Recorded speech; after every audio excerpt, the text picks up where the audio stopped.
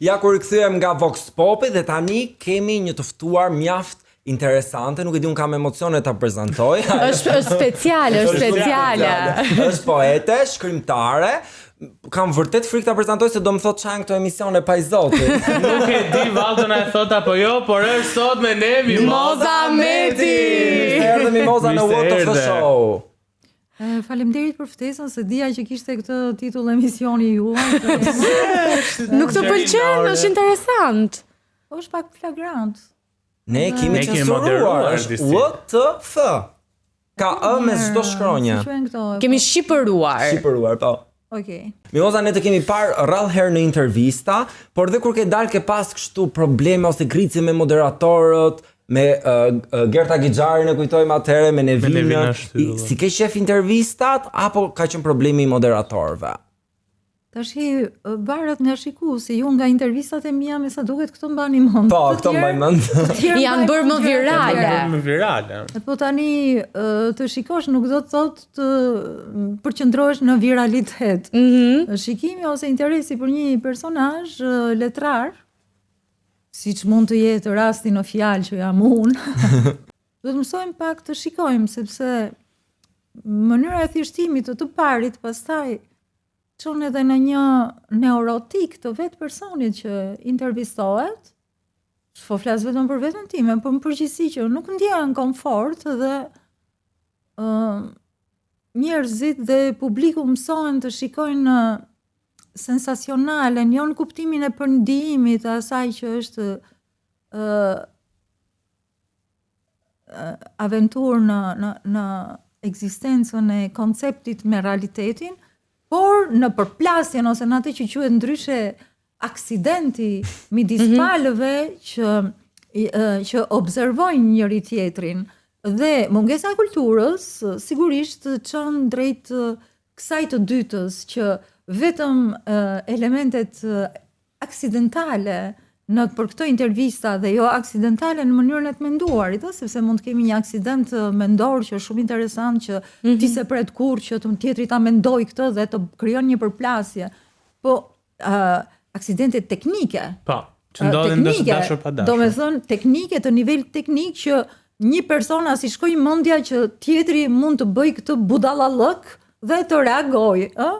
E vice versa, tjetri ti duket reagimi normal i personazhit që ka ftuar, ti duket një anormalitet.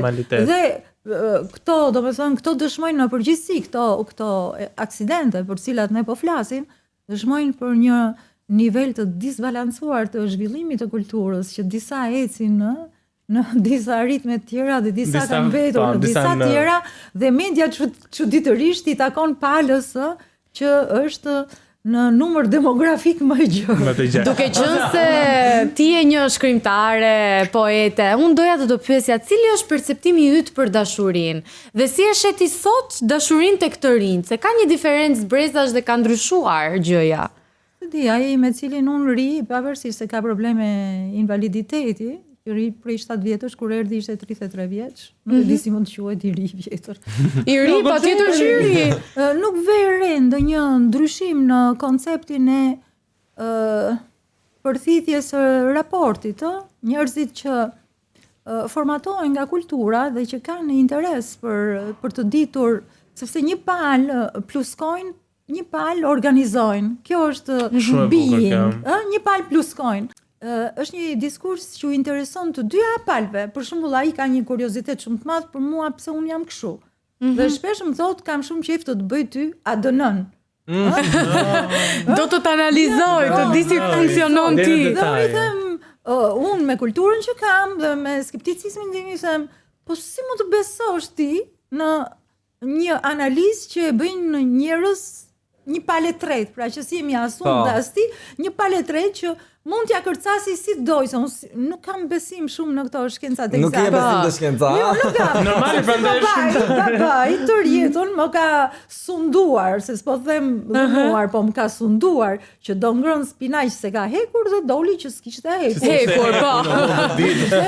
Po e konsideron dashurinë që duhet sakrifikuar për të apo jo? Se dhe ti vetë. Si je ti vetë në dashuri, se jemi shumë kurioz, në një marrëdhënie romantike, si është Mimoza Meti? Dashuria ka çmim. nuk më mbyll ke raportet, po një mace po të marrësh, fillon që ke pagesat e ushqimit ditor, që një mace, se un kam goxha mace, her pas here kam shumë mace za ajo lind, dhe shtohet tufa, dhe larjet, ndrimet e rërës, dhe Pra do përkushtim. po dashuria është i ka të gjitha llojet e çmimit. Po, më përmende anën materiale në fillim, pra që ka një çmim ke dashuria. masa, jo një herë, Jo, po flasim për dashurinë Mes me dy partnerin, njerëzve. pra mes dy njerëzve, dy individëve. Çfarë Tashi çmimi është ka? e çuditshme një person që unë e quaj goxha të mençur, i huaj. Gërz, dhe mas kaq vitesh u shfaq prap. O zotëri, sa ç'do nga unë? Sa shumë mos u hiq sikur ti prap më do.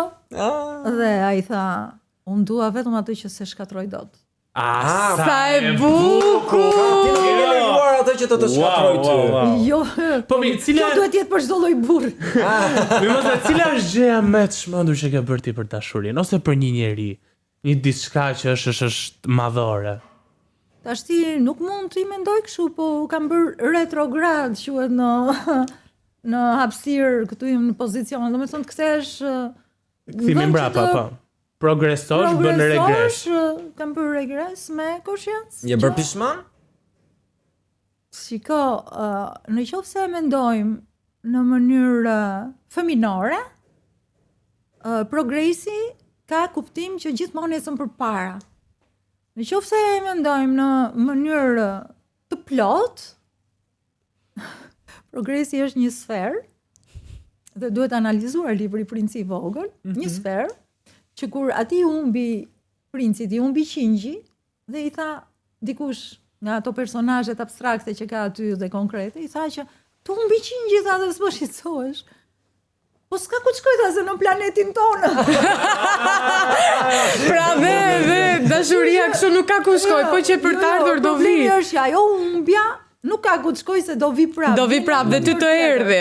Të erdhi prap dashuria. Në një mënyrë tjetër, ajo. Jo, edhe humbja që kemi prej dashurisë kthehet në një mënyrë tjetër. Mimoza, a beson ti te karma, te ky termi që çfarëdo që i jep universi do ta kthej mbrapsht, edhe nëse bën keq do të kthehet keq? Unë nuk e kam qef njerëz si fjalë këtë që ke Se rënja. pëlqen? Do me thënë Mimoza ka probleme me rënjët e fjalëve si me emisioni. Unë jam shumë formaliste, dua një herë që të më vi bukur në vesh. në akustik, në dëgjim. Nuk më vjen shumë bukur kjo fjala. Po kuptimi i saj? Po, unë dua, kuptimi mua më vjen gjithmonë nëpërmjet Rënjës së fjalës. Beson apo jo pra? Beson apo jo? Në Po nuk kam nevojë fare ta mendoj këtë gjë. Domethënë mua shpeshherë më bëhen pyetje për cilës unë s'kam nevojë të mendoj. Ishte njëra që po më testonte. Po më bënte pyetje shumë personale. Fali, thash unë, po kam një siklet gjysore. Pse më tha? Këto pyetjet që më bën ti mua s'më shkojnë asnjëherë në përmend, thash. Për veten time. Kush ishte kjo moderatore? Për veten time, jo, ishte shoqe. Për veten time unë si mendoj, thash. Tash di, unë duhet që të mendoj për veten time që të përgjigjem ty, se unë vetë to nuk i mendoj. Kështu që Nuk u lodhe fare dhe nuk u përgjigje. jo, u harxova goxha kohë, po pastaj po sikletohesha shumë. Çfarë kam tash? Mimoza, Këto nuk janë pyetje që po, unë e mendoj. vërtet. Pra, unë nuk kam menduar ndonjëherë për këtë pyetje, të lutem mos më lejo të mendoj. Okej. Unë përpara disa ditësh të kam bërë një telefonat. Tani nuk e di në më mban mend apo jo, por të kam pyetur se a ludoj në për portale që do futesh tek ferma VIP dhe përgjigja jote ishte pike, më the, dua ta lej në gjendje aludimi. Po sigurisht. Vazhdon vlen e njëjta përgjigje? Derisa të kemi ndonjë realitet fermer me mua, ajo do rri në gjendje. Po, a më përpara ke marrë ftesa qoftë nga Big Brotheri, qoftë nga ferma? Nga Big Brotheri po. Po pse nuk e pranuar në Big Brother? Ja, dhe një pyetje tash që s'më Që nuk të shkoj në Që nuk ka nevojë, nuk ka nevojë të lodhet. Me thënë, si ka qenë refuzimi yt kundrejt kësaj ftese? Po kjo, në fakt, edhe për fermën, mund të themi që është një lloj Big Brotheri. Është, po, është i ngjashëm. Formula është pak a shumë e njëjtë. Thjesht e je afër kafshëve. Jo, po dhe trajtohen ndryshe personazhet, pra nuk shkon në nivel degenerimi, po themi. Nuk Pra, ka shkuar jemi deri tani. gjithmonë te kafshët. Pa. Kafshët nuk janë me dy këmbë të fermën. Se nuk ka pranuar Big Se në Brother. Big Brother ka kafsh me 2 këmbë, mund ta themi. Ndërsa në ferm ka kafsh me 4. Ju e filluat vetë këtë shaka, unë e mbylla. Ju filluat për agresivitetin. Atëherë, çfarë mund t'i themi një agresiviteti që i përket të personit human? Kafsh me 2 këmbë. Roger, ti nuk e di sa ke parë, është një nga banorët e këtij edicioni të Big Brother Jo, dhe fare televizor Bilas Ferm s'kam parë ndonjëherë. s'ke parë. As nuk ke idem Po fare. për shembull i ka përdorur terma të tipit, unë e di se çfarë bën ti në Dubai, me sa ke Selinës, një vajzë shkuar. tjetër. A i drejtohet dot një mashkull një femre në mënyrë të tillë? Si me sa ke shkuar? Me sa meshkuj ke me shkuar? sa- Unë ka kryer marrëdhënie me disa njerëz. Ku kam shkuar? Pse si ka thënë ajo? Ku kam shkuar? Si kam shkuar? Në Dubai. Kam shkuar në Dubai. Kur ajo ka shkuar për punë në Dubai. Po çi ç'i duhet aty pas. Dëgjoj, për çfarë do që të shkosh në Dubai, gjithmonë do të thonë, unë e di pse ti shkon në Dubai. Gjithmonë në që dhe. Do me thonë, po që femër, dihet. Dihet. Po në pista. Po që mashkull, akoma dhe më Kështu që Dubai. Dëgjoj. Kam edhe unë një histori me Dubai. Na tregoj historinë me Dubai. Kam 2 histori me Dubai. Nuk i ket pista. Priti të dëgjojmë pra. Ma priti gjojmë. S'mlan ti kem as pastra dhe as pista.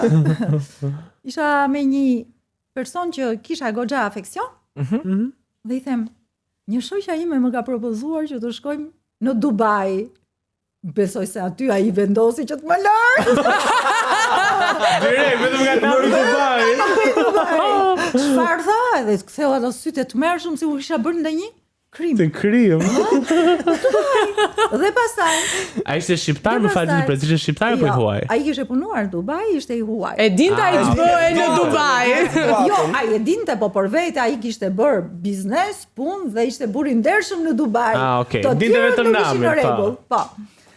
Dhe të bë kjo Dubai si një kështu, si një metaforë Metafore e një aktiviteti i në kuptimi.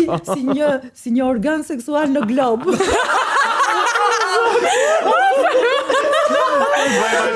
Organi do ishte Dubai, nëse do ishte një organ. Çfarë mbistodron më shumë patjetër.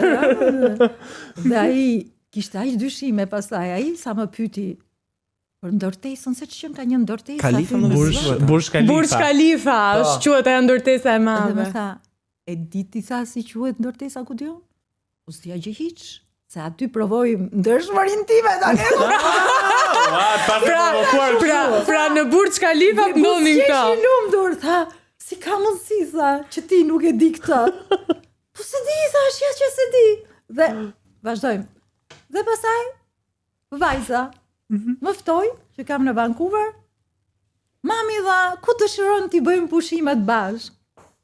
Edhe unë i thash dëshirën time që gjithmonë kam dëshirë të eksploroj në një zonë në Francë. Shkojmë thash të shikojmë Francën qendrore dhe të pim verra. Të testojmë verra.